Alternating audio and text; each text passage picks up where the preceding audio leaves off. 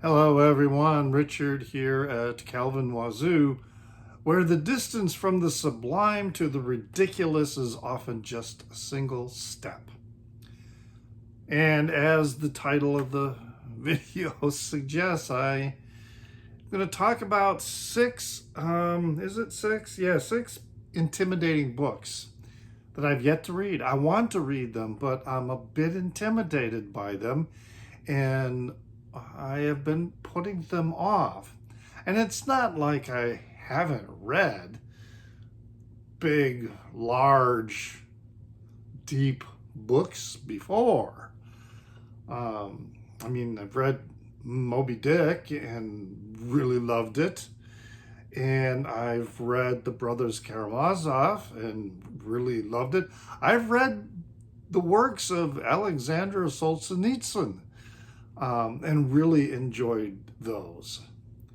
So, it's not like just sheer size is going to make a book intimidating to me. Size does play a role in it, but then there's also the subject matter. So let's just get to it. This first one might be kind of a surprise. It's The Life and Times of Joe McCarthy, a biography. This is by Thomas C. Reeves. It was published in 1982. And yeah, it's a big volume. I mean, if we exclude the pages and pages and pages at the end of the chapter notes, we're looking at nearly 700 pages in this text.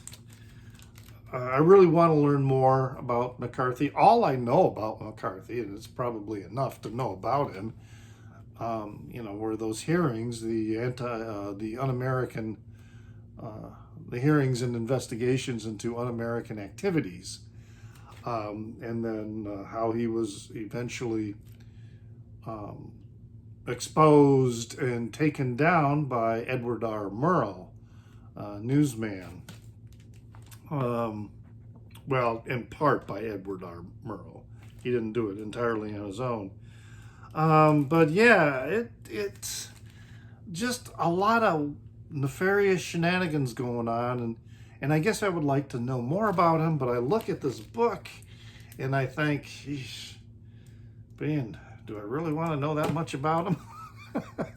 But I'll get around to reading it, I hope. This next one is probably, maybe no surprise to some people. Maybe it is a bit of a surprise, but this is War and Peace by Leo Tolstoy. And I've sort of read it before. And I've seen the 5-part film that was done in the was it done in the 60s? Maybe late 60s? It might have been done earlier than that. And I can't remember who starred in it. I did sort of read this, believe it or not, when I was in 6th grade. And, I thought I was so cool that I was reading War and Peace. And I didn't know what the hell was going on in that book. I remember I got in an argument, sort of an argument, with my grandfather at the time, who was well into his 80s. And I was talking to him about the reading War and Peace. And I can't remember exactly how the conversation started or whatever, but I mentioned to him the scene, and because this is the one scene in the book that really stuck with me. And it's a scene where, and I can't remember who it was, but he drinks an entire bottle of vodka while he is sitting on a window to prove whatever, that he can handle his liquor. And my grandfather just laughed at me. He said, "That would kill a man," which is true. So, but, I was in sixth grade, and when he was like scoffing, I don't know, it was, I had a negative reaction to that. And I was just a dumbass sixth grader. So yeah, I didn't know what the hell I was reading. So I'd like to give it another try. But yeah, it's intimidating. I mean, the first time I read it, I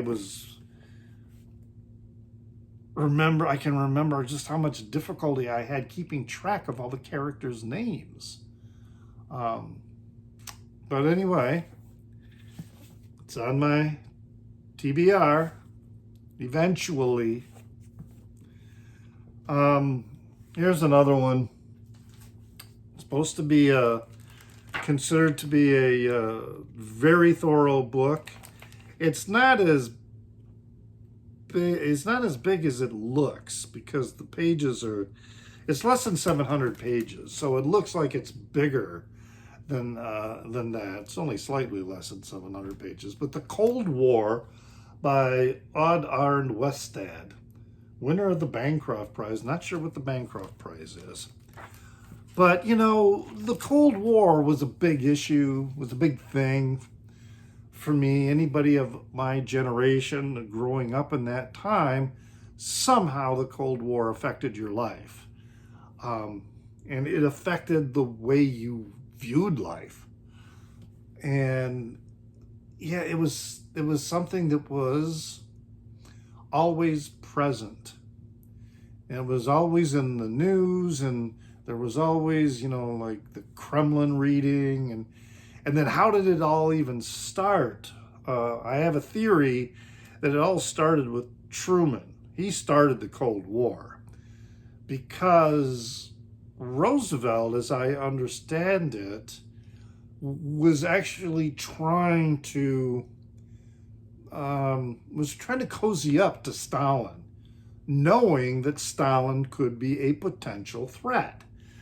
But then after Roosevelt died and Truman became president, Truman became, for whatever reason, very anti-Soviet, very anti-Stalin. And I mean, Stalin was, he was a bad guy. But it's just my impression that Truman sort of alienated him and forced the Cold War and then the arms race. So, that's kind of how I understand it. I want to read more about this, and I'm not sure about this author either. What is his perspective, his point of view? But it should be an interesting read. But yeah, it's like, when do you decide to sit down and read something like this?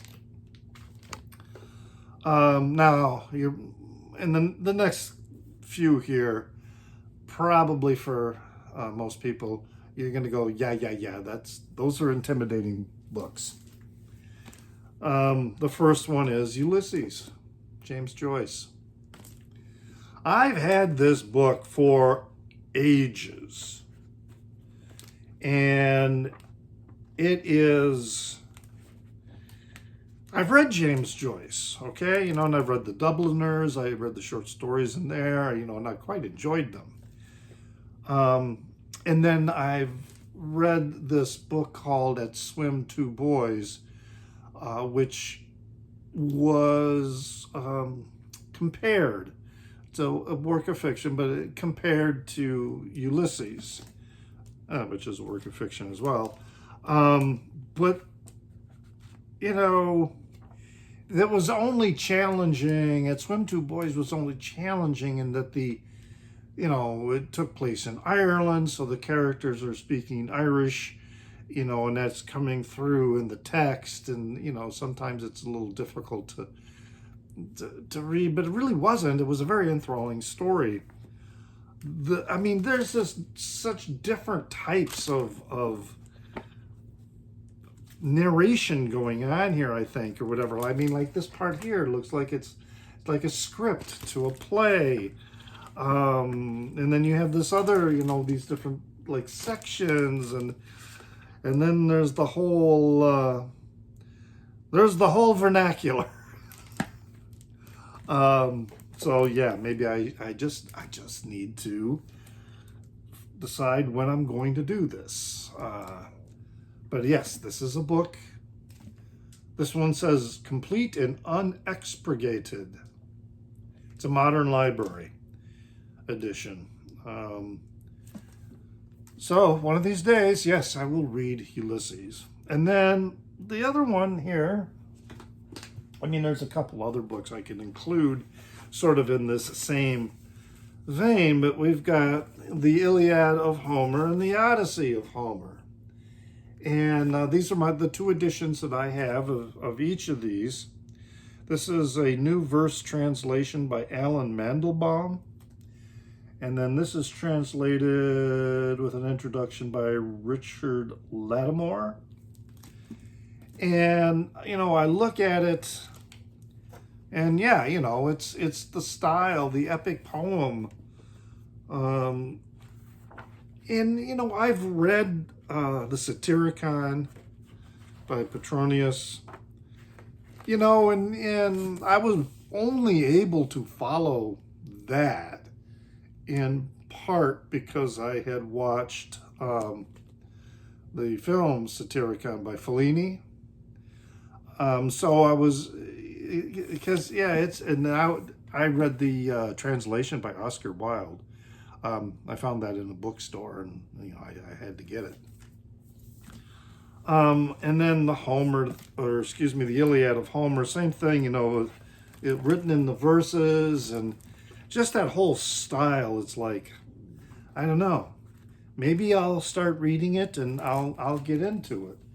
But, it's kind of like Milton and Paradise Lost and Paradise Regained.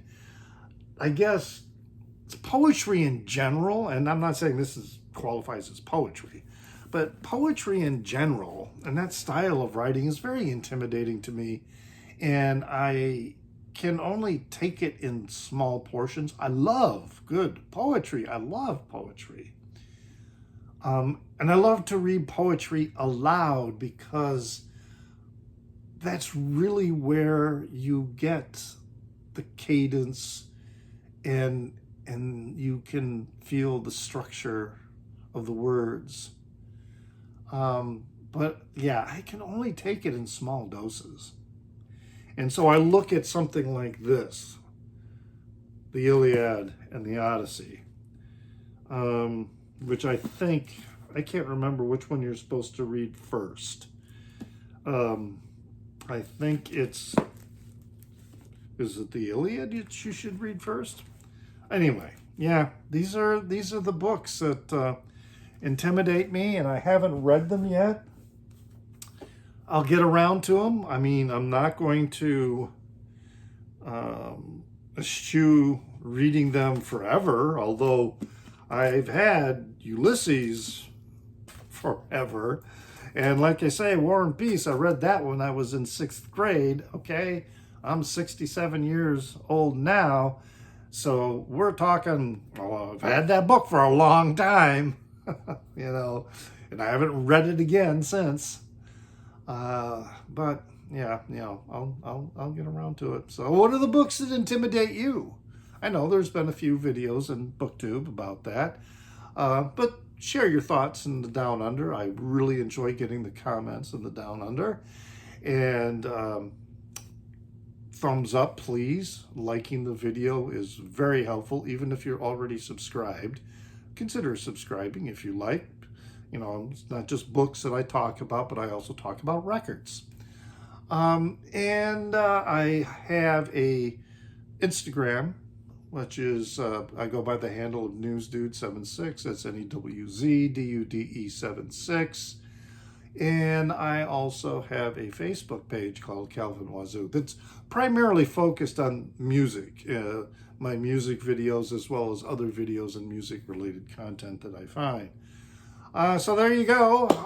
Hope you enjoyed that. Like I say, comment in the Down Under. I do love getting them and reading them. And remember to pray for the people inside your head, for they won't be there when you're dead.